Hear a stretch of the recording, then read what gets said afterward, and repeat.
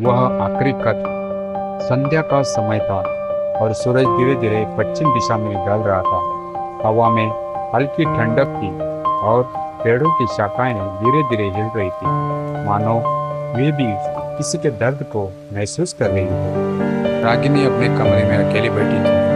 एक पुराने लकड़ी के बॉक्स को हाथ में लेकर। इस बॉक्स में उसकी पूरी जिंदगी बंद थी, उसकी खुशियाँ, उसके आंसू और सबसे महत्वपूर्ण उसकी अधूरी मोहब्बत की कहानी।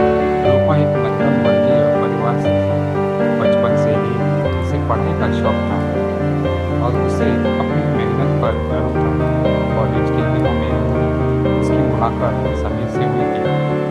समीर एक सीधा साधा, दिल का अच्छा इंसान था। उसकी आंखों में एक चमक थी जो रूपा को उसकी ओर खींचती। धीरे धीरे दोनों के बीच दोस्ती गहरी होती गई। दोनों एक दूसरे के बिना रह नहीं सकते थे। कॉलेज के हर याद, हर पल उनके साथ जुड़ा हुआ था। समीर हमेशा रूपा को अपनी दिल की बात कहना चाहता था, पर उसकी हिम्मत नहीं होती थी। वो हमेशा सोचता कि कहीं रूपा उसे गलत न समझ ले। वही दूसरी तरफ रूपा भी समीर के लिए कुछ महसूस करने लगी थी, पर वो भी अपने जज्बातों को दबाए रखती थी। दोनों के दिलों में मोहब्बत थी, पर सुबह से किसी ने कुछ नहीं कहा। और उसके आखिरी साल में समीर को एक बड़ी नौकरी का ऑफर मिला। उसे विदेश जाना था और ये उसके करियर के लिए बहुत बड़ा मौका था। रूपा जानती थी कि अगर समीर चला गया तो शायद वो उसे दोबारा कभी न देख पाए, लेकिन उसने भी अपने दिल की बात कहने की हिम्मत नहीं की।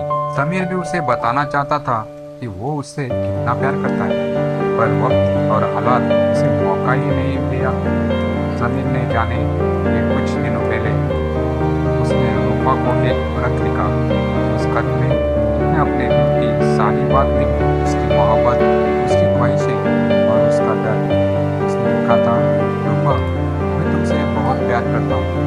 मैं नहीं जानता कि जब मैं लौटूंगा तब तुम मुझे मिलेगी या नहीं, पर मैं इतना जरूर जानता हूँ, मैं तुमसे दूर नहीं रह सकता।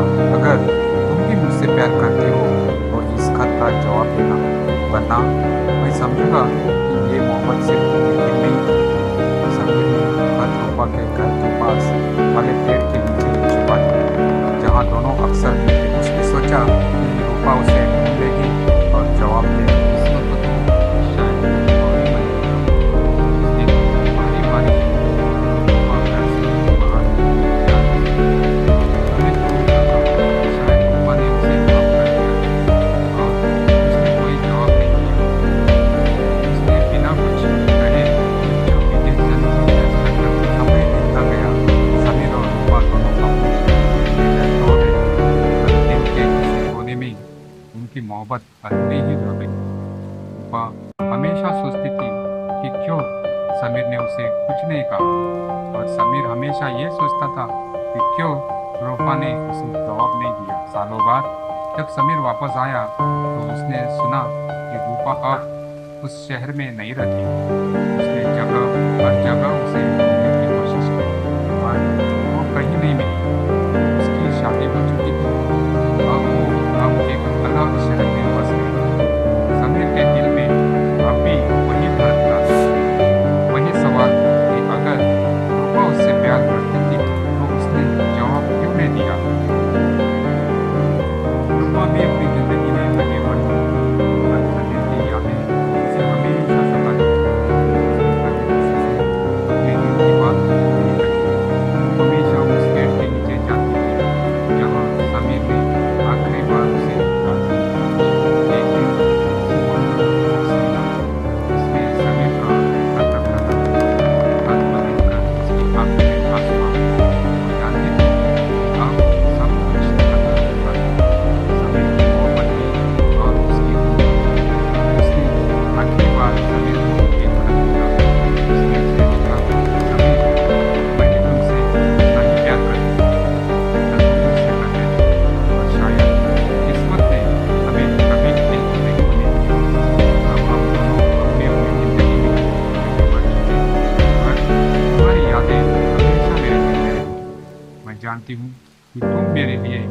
हमेशा खास रहोगे और मैं तुम्हारी अधूरी मोहब्बत के साथ हमेशा जिंदा रहूंगी। ये खत उसने कभी भेजा नहीं। शायद उसे पता था कि अब कोई फायदा नहीं है। समीर अपनी जिंदगी में कहीं और खो चुका था और रूपा अपनी यादों में ये कहानी एक ऐसी मोहब्बत की है जो कभी पूरी नहीं हो सकी। दोनों एक दूसरे से प्यार करते थे पर वक्त और हालात ने उन्हें अलग कर दिया। आज भी वो पेड़ गवाह है उस अधूरी मोहब्बत का और उन खतों का जो कभी पड़े ही नहीं है। Continue in next part. Please subscribe to continue listening this story.